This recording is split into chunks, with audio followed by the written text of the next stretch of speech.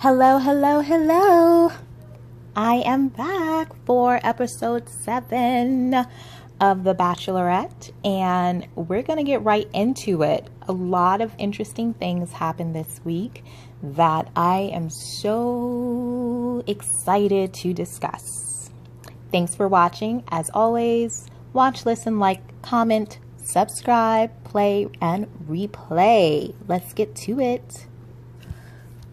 So Becca and all the guys are in the lovely Bahamas. She said she's always wanted to go there, and here's her chance. I'm seeing blue skies, clear waters, and they're staying at a very lovely resort. So Chris Harrison and Becca are discussing how things have been thus far, and Chris Harrison asked Becca, do you see yourself falling in love? She answers that she does. And she sees it ending, her whole experience ending with a guy being down on one knee and proposing. And Chris Harrison seems surprised and happy to hear that. And Becca does mention that she has a fear that something's going to mess it up. And unfortunately, I think that's just a side effect from how her engagement and her last experience happened with Ari. Sometimes past experiences has a way of traumatizing us and kind of poisoning the present and or the future. So it's just hard, but some kind of way you have to find a way to move past it and live in the moment. So this week is going to be quite different because there's not going to be a rose ceremony. Blake said that he did share with Becca that he was falling in love with her, but that he was not in love with her. And actually, I think, we all know it was fake when Jean Blanc said he was in love with her. But I think the first guy to really say that he was in love with her is actually Wills, unless Blake had the date prior to Wills this episode. We'll get into that. But there's going to be no rose ceremony. There's going to be a 3-on-1 date. Oh, sorry. There's going to be 3 one-on-ones and a group date. Now, Blake was really expecting to get that first one-on-one date, and unfortunately, he did not. Colton got that first one-on-one date. So, as you all know, if you didn't watch the episode, I'm going to give you the full recap here, but as you probably have heard, there is going to be something revealed by Colton to Becca that could change the course of him being on this show.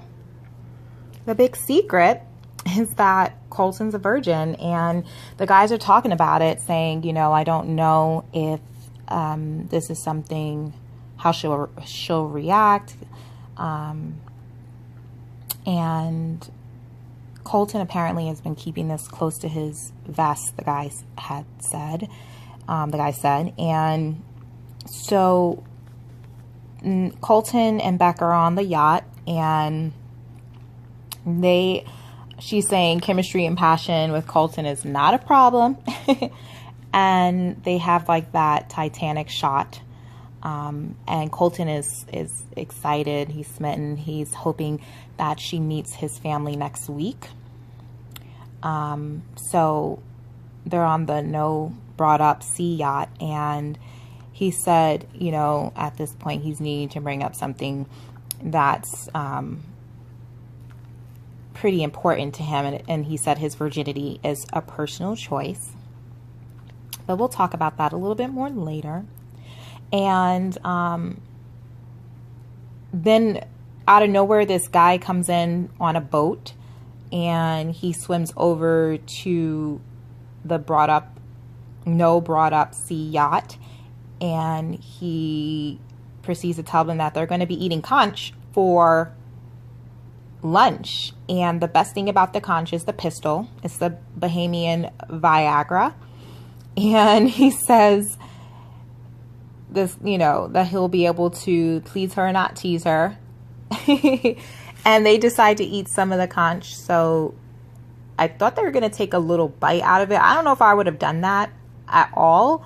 But I guess it's sometimes nice to try new things. I don't know. So she winds up eating the whole thing. She's like, I didn't mean to eat the whole thing. He eats the whole thing too.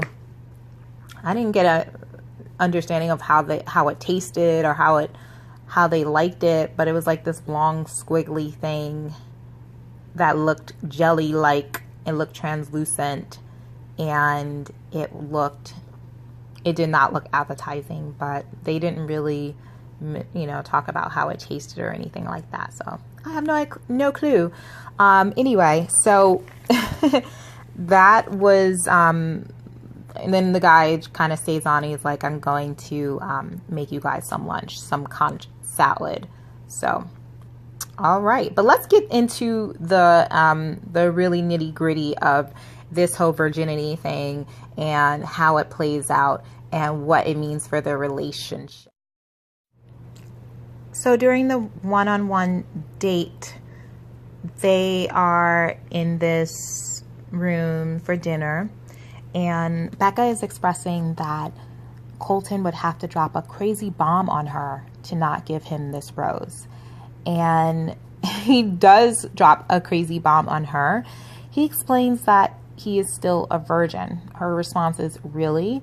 And he proceeds, prior to actually telling her that he's a virgin, that, oh, you remember how I said that I put work over personal and all of these other things. And then but I didn't understand why he had to build up to the fact of him telling her that he's a virgin with all of that stuff. It does not matter if you said previously that it was a personal choice. So was it a personal choice, or was it just something that happened and you just became comfortable with it and owned it? But you owned it at a later date. But I do also preface all of that to say that it was probably a hard thing for him to tell her, because he really likes her, and he didn't know if this was going to be something that was going to be a hindrance or a block in their relationship. And that is what he expressed was his concerns. So maybe all of that prefacing him telling her that he's a virgin was because he was nervous, but maybe it was a personal choice all along. But again, as I stated before, what is the point of explaining all of that if it is a personal choice? That stuff, other stuff doesn't matter, because you made the decision to remain a virgin. So you just have to take responsibility for that decision and own it and be proud of it, like you said you were.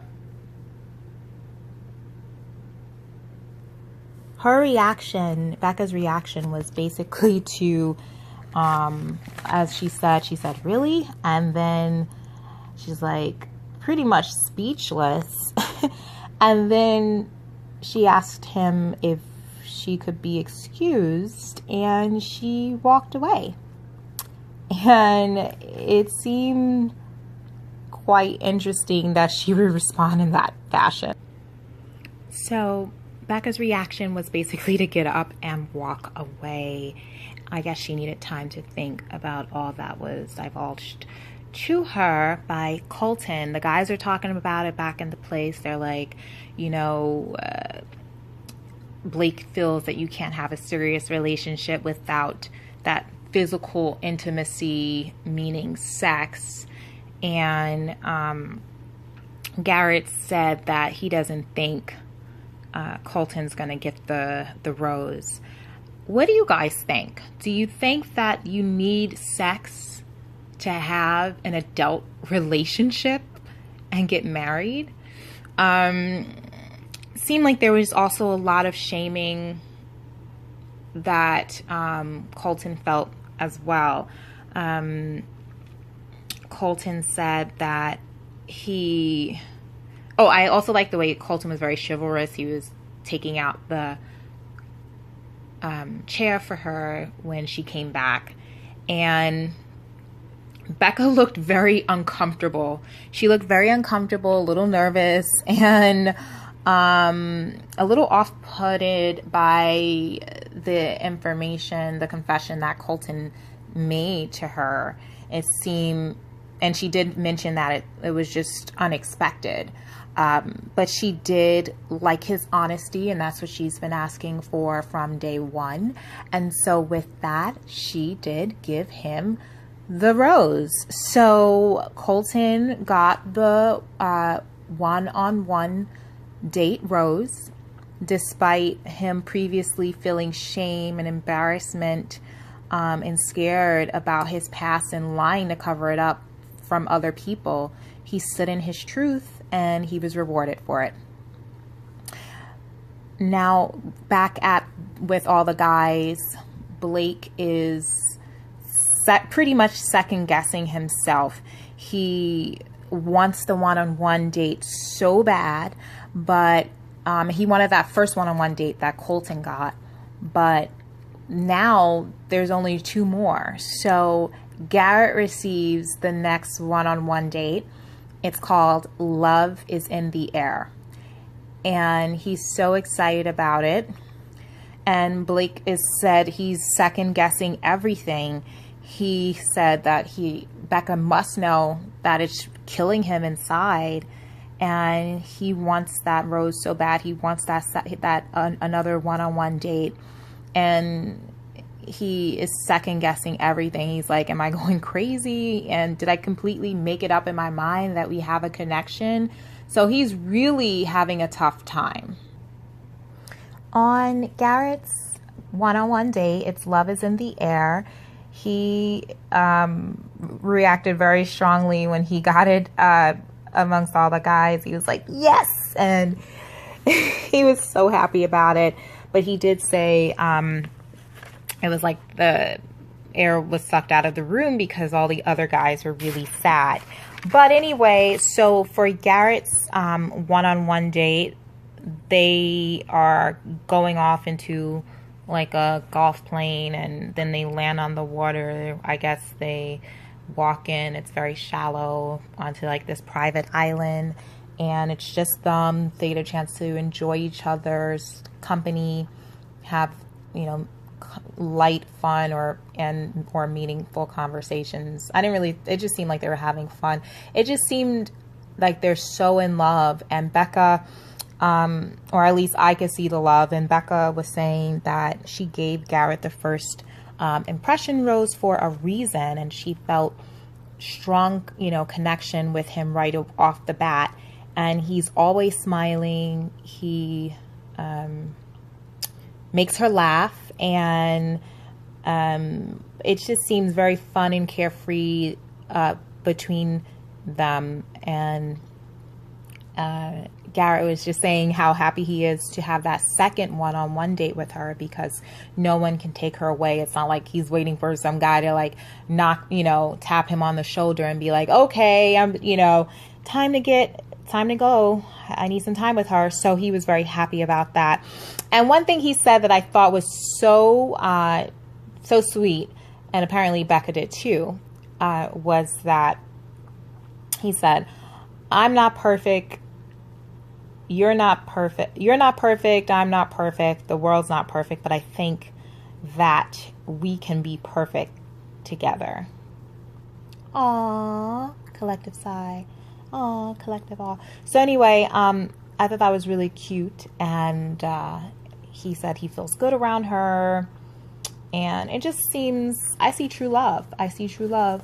So I'm really happy for them. And she definitely is falling for him. She just wants to know, and she also wants to see if he could be more challenging for her, bring out some other sides to her, I guess. And she wants to also see another side to him. And I think she also has some pressing questions still that we'll probably see next week for the family dates, basically, because when she meets the family, because she probably is still questioning that his past relationship, that short, brief marriage. She probably wants to know a little bit more about that and a little bit more about him and if he is really ready and really serious to take it to the next level.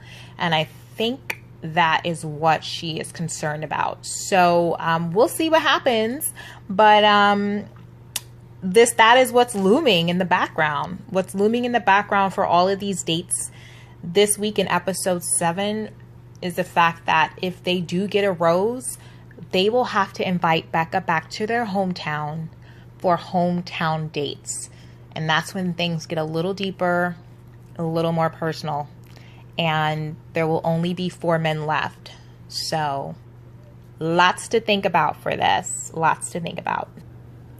Guys are hanging around and Leo's like, if you get the one-on-one date, she's probably looking at you as if she likes you more. Like she's like, you know, she likes you more. So with that, Blake gets that last one-on-one date. He can continue to breathe because he was like holding his breath. It's Blake, the date is you make my heart skip a beat. So with that, Leo, Jason, and Wills are going to be on the group date. Dun, dun, dun. So back on the one-on-one date, with Garrett and Becca, Becca says she needs more depth with Garrett. The last girl that Garrett brought home, by the way, was his ex.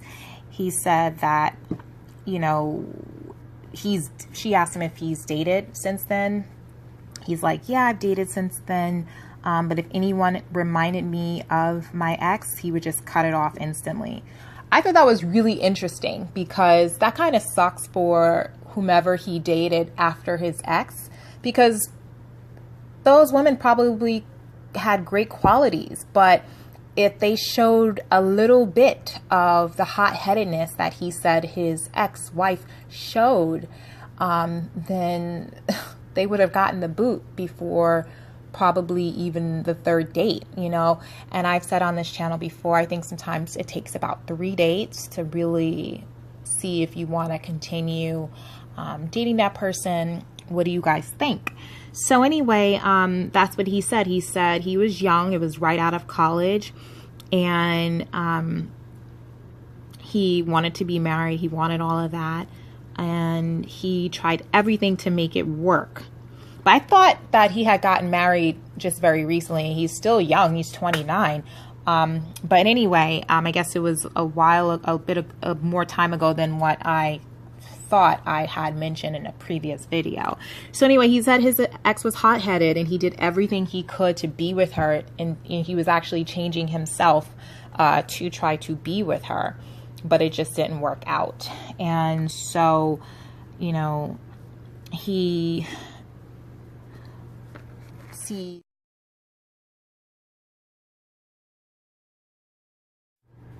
Garrett sees Becca as his future wife, and he is falling in love with her. He tells her that he's falling in love with her. Going into this date, Becca said that she needed to see more depth from Garrett, and she sees it after he shared more with her regarding his previous relationship. And then him telling her that he was falling in love with her is just like the icing on the cake, and everything she needed to hear in order to give him that rose and invite him to the next stage, which would be her going to his hometown and meeting his family. He, sees Becca as cute and bubbly, and now he sees her as more than just his girlfriend, but as a future wife. So he seems smitten, and there's one more surprise. I don't really know if this was a surprise, but they just go out to the beach and they're swimming under the moonlight, and it's just really pretty. Like, the waters aren't clear anymore, and they're just like really dark, and they're just having a really beautiful swim. And so that ends their group date. So, not group date, their one-on-one date. So Garrett's the next person to be invited back home. Let's see who's the third one going to be, and the fourth, and so on and so forth. It's getting exciting, guys. It's heating up in the Bahamas. guys are sitting around prior to Blake's group date, and they're just like, you know, it must have been really hard for him to watch all the other guys go on their one-on-one dates, and it's been a while. He, you know, that must have really hit him hard, and I'm not sure how far along his relationship is with Becca. So at this point, it's really important for him to continue to be who he is. And at this, I think Colton was saying something like, you just have to put all your cards on the table, like, this is who I am, do you want to be with me, you know, type of thing. And so I think the guys are kind of empathizing with how Blake was feeling, you know, how he was second guessing and everything that was going on in his relationship with Becca, because it had been some time since he had a one-on-one date, frankly. So for Blake's one-on-one date, it's You Make My Heart Skip a Beat, and he meets Becca on, they go out in this, I feel like they landed on a plane. Maybe they didn't. That was Garrett's day. Oops. But they are on the beach, and there is pretty much like a daytime beach party. And the guys are on the stage playing in a band, and Becca meets with Blake, and they start to dance. And they're really enjoying themselves. I don't know about Blake's dancing skills. I think he was really trying, and I think he looked like he was having fun, and he was having fun. So, and I think he was dancing on the beat. So, you know, hey, you know, we'll give him some points for that. And I think he did a good job. So I think they were enjoying themselves. So then after that, they're sitting on the beach, they're talking. Becca's like, I love this moment, and, you know, she feels so comfortable with him. And Blake is expressing how it was tough, because he said he was confused because he knows that they were having such a good time and he cares about her. And then it was like he was just watching other people go on these dates with Becca, and they were coming back and getting roses, and they were having their roses, and he felt like she pretty much forgot about him. And she's just like empathizing, like, you know, I do get it, and you know, I understand. And she's just kind of explaining how she may have feelings for other guys in the situation, and it is hard being on his side, because she felt the same thing with Ari. Like, how can you have feelings for multiple women? But she understands it now, being in the position of the Bachelorette, because she does have feelings for multiple men. She didn't explicitly express that, but she was kind of sharing that thought with him so he can understand how she feels at this time. But it's so interesting, because she did say on the beach that she does feel the most strongly for him. So I find that really interesting, that she feels the most strongly for Blake. So, you know, Blake does wind up telling her that he's in love with her, and that's later in the dinner. We'll get to that. But some of the other guys have just said, I'm falling for you. You know, Garrett just said on his second one-on-one that we just covered, I'm falling in love with you. Blake previously has said, he was the first guy to express it after Jean Blanc said what he said, which was a complete lie. But he was the first one to actually express, I'm falling in love with you. And I think that was like week 5 when Blake expressed that he was falling in love with Becca. And that was like the week after the whole Jean Blanc fiasco. So during the dinner one-on-one portion, Becca and Blake are, you know, talking and everything. She feels like she needs to get more depth out of, oh, I'm sorry, that was Garrett. She feels like she just wants to connect with him and hear a little bit more about his family and how it was for him growing up or whatever. And he's like, he had a hard time opening up because of his parents' divorce. He goes into a long story about how his mom cheated on his dad with a coach who was also his teacher. And out of everyone, Becca actually feels to the contrary, that Blake is the easiest to open up to her.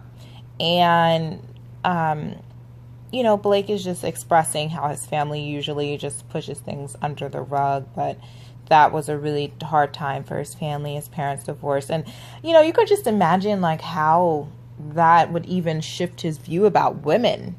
Like his mom openly cheating on his dad like that, and they lived in a small town.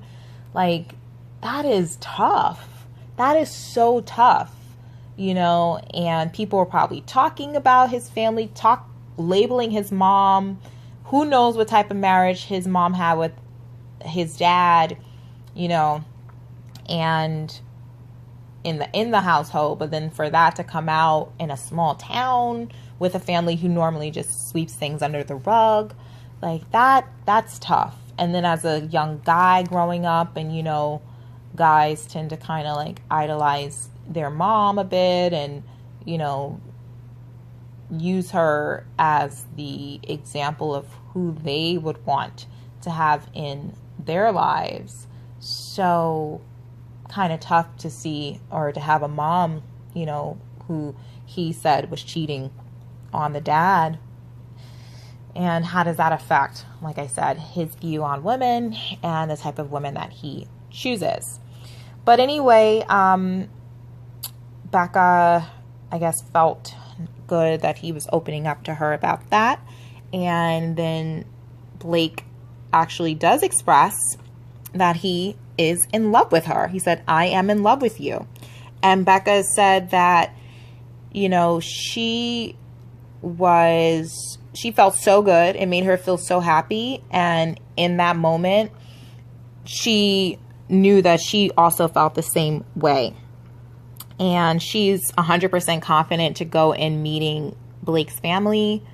And she is looking forward to meeting them. And so that was basically their date. They really connected. And she feels like Blake and her are on the same page. She said, "Blake and I are on the same page, but he doesn't know it yet. My heart recognizes his." So, so clearly she is further along with Blake than any of the guys. You know, as you know, Garrett this week just expressed to her that he's falling in love with her. Wills had already expressed to her that he was falling in love with her. Wills expressed that, and that was week 6. So I don't remember Jason saying that he was falling in love with her yet. So he might be I don't know if he's I don't think he said that to her yet. So, I mean, out of all the guys, he's like an outlier. But Garrett's, besides him, because he's not going to be in the top 3. But besides him, wait, hold on, let me think about that. Yeah, I don't think Jason's going to be in the top 3. I have to see how the well, I guess next week would. Yeah, so is this a prediction? I don't think Blake's going to be in the top 3. Something would really drastically have to happen with him to put him in that 3rd spot over Colton, because I don't even think he's expressed that he's falling in love with her.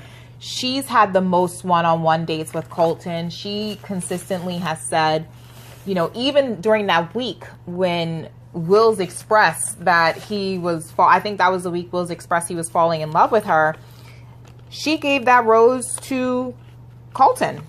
You know, that was just not enough. And that was episode 6. So that was still not enough to get that rose. And, you know, so we see the timeline of when the guys have expressed that they're falling in love. Blake did it week 5. Wills did it week 6. Garrett's just done it week 7. And Colton has not said that he's falling in love with her yet. So I don't have that anywhere. So I feel that's why this week, the Hometowns week, is a pivotal week, because we're going to see who expresses their love for Becca first. I mean, really, that's what it is. I don't recall. Did I say Jason said anything? I don't recall him saying anything about that, about him falling in love with her. If he did, it was in the last one-on-one date, but I don't know if I said anything about that. So let's just continue with episode 7, and then we'll talk about that. We'll talk more about that. But that was a good recap of who said I love you and and that other good stuff. So going into the group date, it is Leo, Wills, and Jason. And we're going to talk about this. So Leo says that he wants to show her all the love because, frankly, that's pretty much all he can provide compared with the other guys. And he is wanting to just show her all of that going into this week. But, you know, then it's like he took a left turn, and then he's like, you know, he basically takes himself out of the running, guys. So I don't understand what he was working it up to. You know, I want to lead with love and show her all this love, so basically he can advance to the next round or next level or home dates. But then he turns it around and he's like, well, he just was like, I think you're more advanced with the other guys. So that was that. Talking with Jason, she's like, she kind of feels like he's a flight risk because he is further beyond. She knows 100% how Wills feels. And so it was weird. So then Leo takes himself out of the running. So basically it's like Jason and what's the other guy? Wills. This is sad, okay? Because Wills is coming, you know, he's like, I don't want to say the wounded bird and all this, but you know, you can tell he was hurt from his last relationship. I hope he is over that. You know, he's coming on the show, but sometimes people do receive healing within the confines of a new relationship as well. You know, sometimes it does come from that. So I don't know if that's how he feels. That's the way he feels about it. But sometimes we do heal through, you know, marriage. We do heal through having children, you know, parts of our childhood. We can receive healing through raising a child and that sort of thing, or parts of like old relationships. We can receive healing in that new loving, true relationship.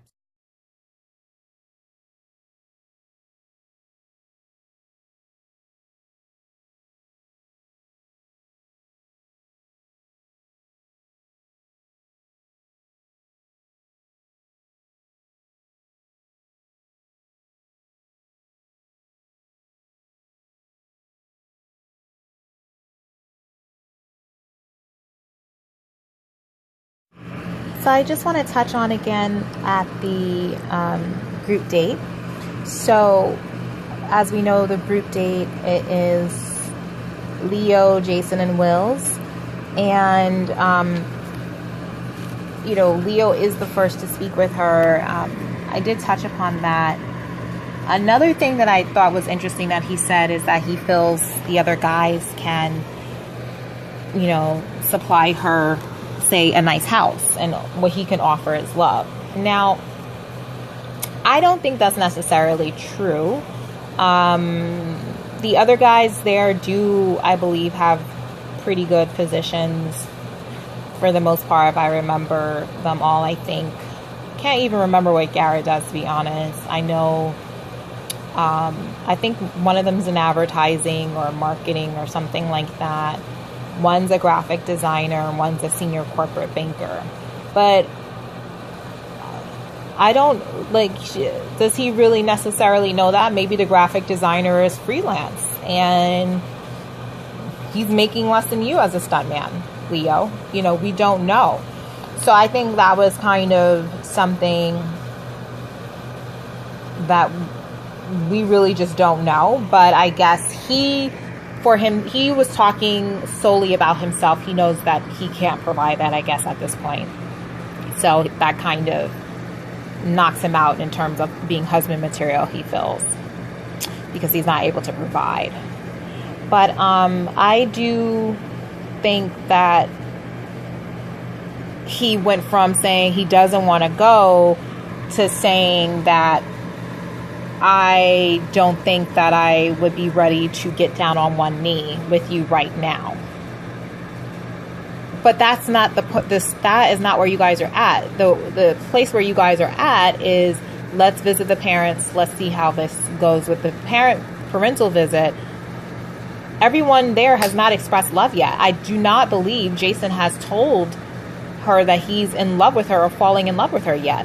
So let's continue on with the group date. Leo did leave, and now we're entering into another difficult portion of it where it's just Wills and Jason.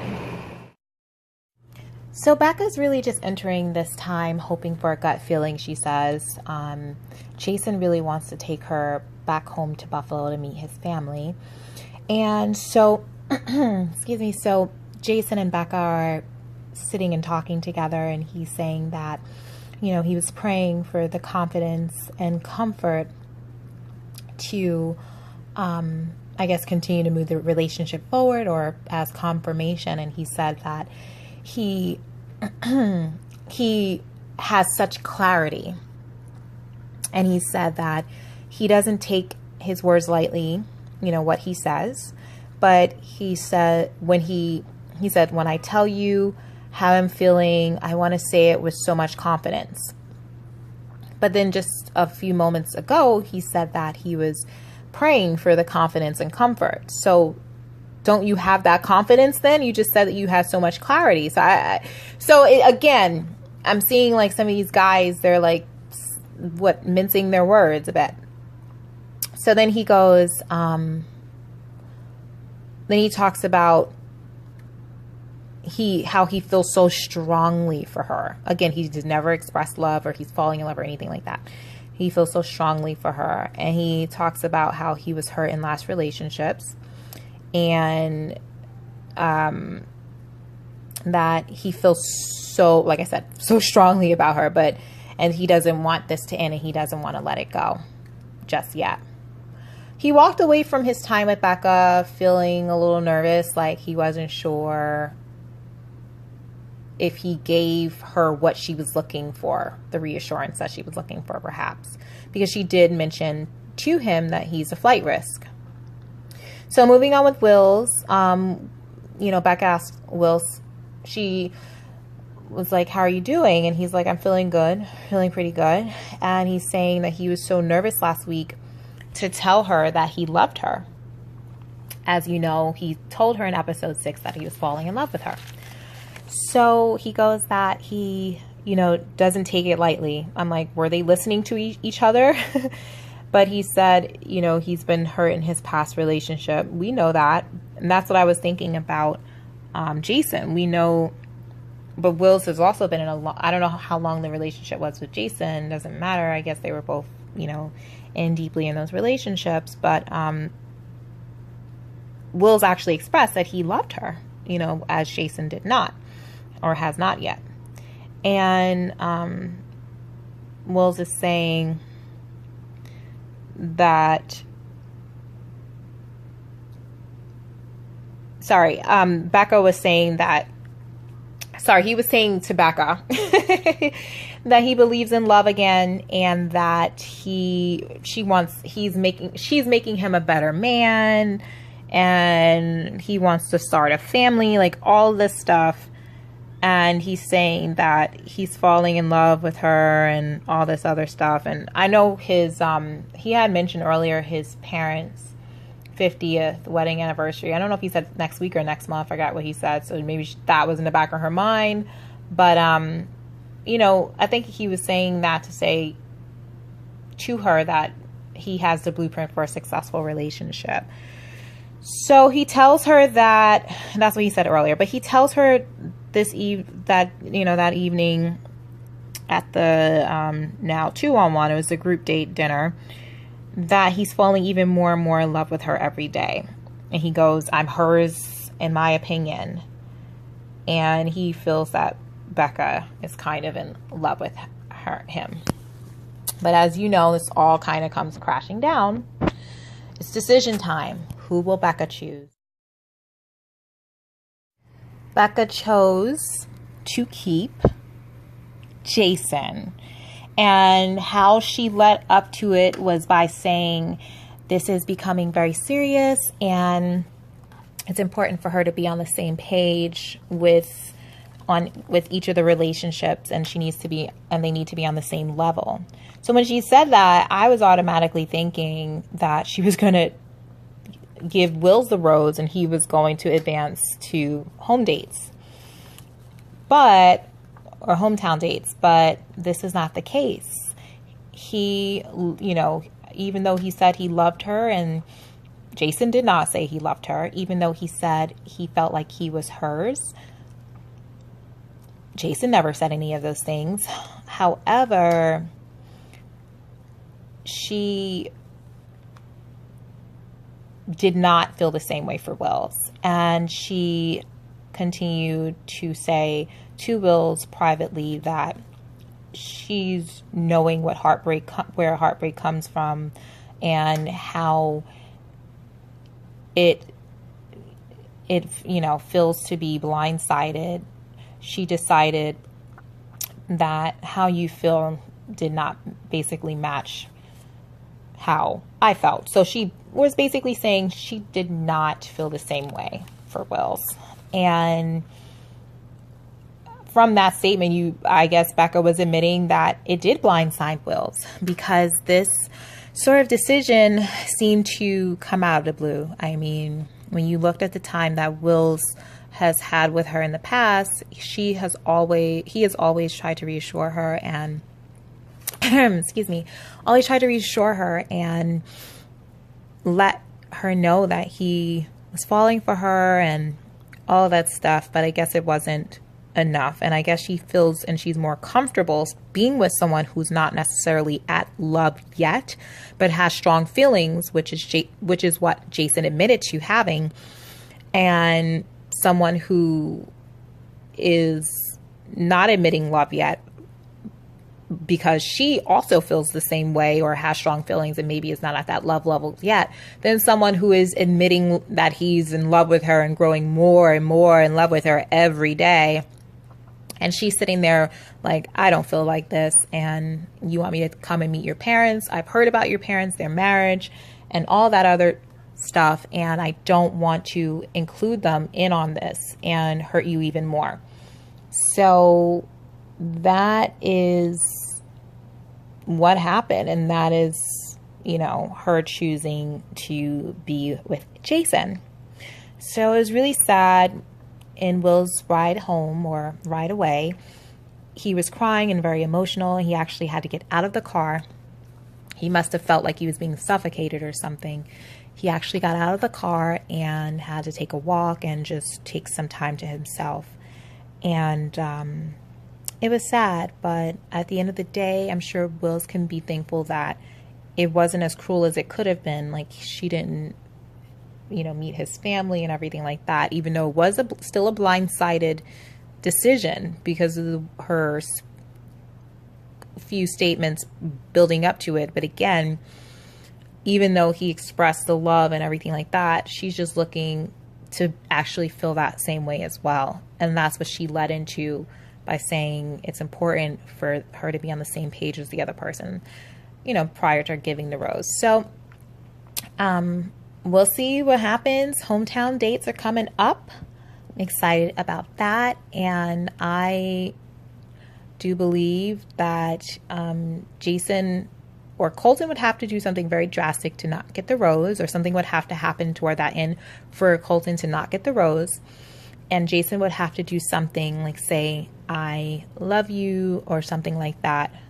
And it come across very genuine and be genuine in order for him to get that third and final rose, because obviously Garrett and Blake are going to get the other two. I have no doubts about that. So thanks for listening, watching. Thank you. Please start commenting a little bit more. I appreciate the comments that I have seen, and subscribing. And I really appreciate it. I enjoy doing these because it's fun. So I hope you enjoyed listening as well. Have a good one. Bye. So I just had to insert an epilogue because there is something I noticed when they were having that that date on the boat. Did anyone notice that Colton actually spit out the conch? He didn't really eat it. He may have chewed it and ate most of it. I don't know. But he definitely spit it out. So I'm just saying, he did. But that was kind of funny. Becca actually ate it. All right, guys. I don't know. Bye.